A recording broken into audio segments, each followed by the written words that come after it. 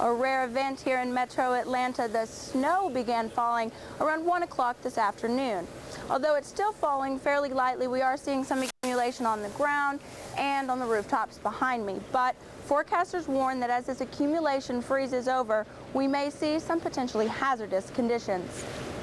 You only want the best for your child, but what if your nursery furniture was poisoning your baby? We took this crib and tested it for off-gassing chemicals. The result? No parent wants to hear. Toyota is recalling nearly 4 million vehicles because of complaints by consumers that their vehicles are suddenly accelerating out of control. The recall notice says that the floor mats are to blame for the sudden accelerations. Both Moats and Green say that they were terminated unfairly and plan to dispute the firing in a hearing next month. Interestingly enough, the systems manager called the fire chief on duty that night to say that she believed it was a legitimate call. However, that information was never passed along to firefighters. In Decatur, Shea Allen, Channel 2 Action News. I'm on scene here at the command center. We've got the Fulton County Command truck that has just arrived, numerous SWAT team vehicles and police departments working together to make this arrest. We're told they're going to be moving out any minute now, and we will follow them and keep you posted on any details. Just last week, Purdue advisor Ken Hegarty painted a picture of the state's economy for the governor. Hegarty tells me that for Georgia, the picture isn't pretty because he paints by the numbers. The storm's over. We still have to clean up the mess. State fiscal economist Ken Hegarty says that prospects for a Georgia recovery are dimmed by cuts in personal income. Employees at this Southwest Atlanta tempered glass factory are feeling the squeeze. Workers have gone from 20 hours of overtime to roughly 5 hours of weekly furlough. We're seeing about a 30% reduction. We see no real bright light at the end of the tunnel. Samsel's glass factory has a foot in both the construction and manufacturing industries. Hegarty says employment in these sectors has been hammered.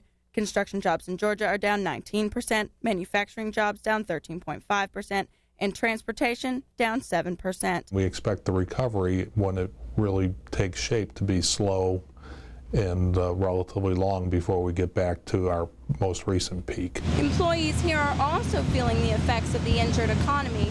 While no one's been laid off, some employees have had their hours cut almost in half and are having to take second jobs to recover. I went from about 60 and a half to about 30, 37.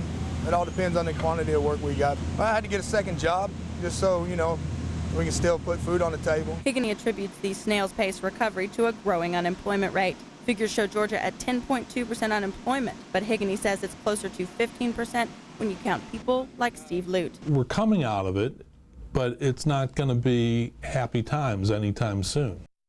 Hegarty says the governor will do what he has to do to fully recover from the recession. Although Georgia is lagging behind the national recovery, Hegarty told Purdue we are only 3 months from catching up. Live in the newsroom, I'm Shea Allen, Channel 2 Action News. Steve McClarty, owner of this bus involved in the wreck Saturday, which injured 23 Morehouse College students, is racking up a list of people wronged. His lack of insurance? Bad news for Swanson Towing. That was a hard hit when it rolled over. And the hits keep coming against people involved with Steve McClarty and his failure to insure this bus. I'm going to need to see that bus number 9051 had insurance. Okay. Is that doable? You can produce that? I can produce that, yes. McClarty did give me a certificate of liability insurance. The VIN number matches the bus that crashed, but what about coverage? My agent has been my agent of record, Stevens & Associates, out of Nashville, Tennessee. When we called, Agent Bradley Stevens confirmed, and McClarty later had to admit the bus had no insurance. I was very angry, very angry. You should not have insurance, and you shouldn't definitely lie after the fact. It's just wrong. Amanda Ingram works for Swanson's tow yard. She said it took several men several hours to get the bus off the highway. April fears they will also get burned. Approximately, as of now, it's around $8,000, and absolutely not. We cannot afford it. State officials say the crash is now under federal investigation. Henry County Police told me McClarty won't return their phone calls. He told us our aggressive reporting is causing him grief. Y'all brought a gallon of tar and a truckload of feathers and, tarred and feathered me with it. Under Georgia law, operating a bus without insurance is a criminal offense. Henry County's asked that this bus stay put until they've interviewed the witnesses and sorted through the paperwork, legitimate or not. In Henry County, Stockbridge, I'm Shea Allen, Channel 2 Action News. Live, local, late breaking. This is Channel 2 Action News Night Beat. Coverage you can count on. A deputy's roommate turned murder suspect. Good evening. I'm Shea Allen. And I'm James Kennedy. An Ackworth mother accused of keeping her children in filthy conditions is telling her side. 37-year-old Casey Robinson told Channel 2 she's struggling as a single mother of 6, working 2 jobs.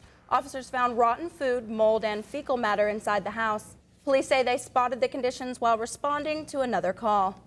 The latest numbers show nearly a quarter of all Georgia homeowners are underwater on their mortgages. The research firm First American CoreLogic reports 24% of Georgia homeowners owe more on their homes than they're worth. The national average is 23%. The states with the worst rates are Nevada at 65% and Arizona at 48%. A man accused of helping ransack a local soldier's home while she was serving in Afghanistan is now under arrest. Officers tracked down Brandon McWaney in Clayton County. Investigators say he is one of several people captured on video using stolen credit cards from Master Sergeant Sylvia Simmons' home in Henry County. Warrants are out for 3 others.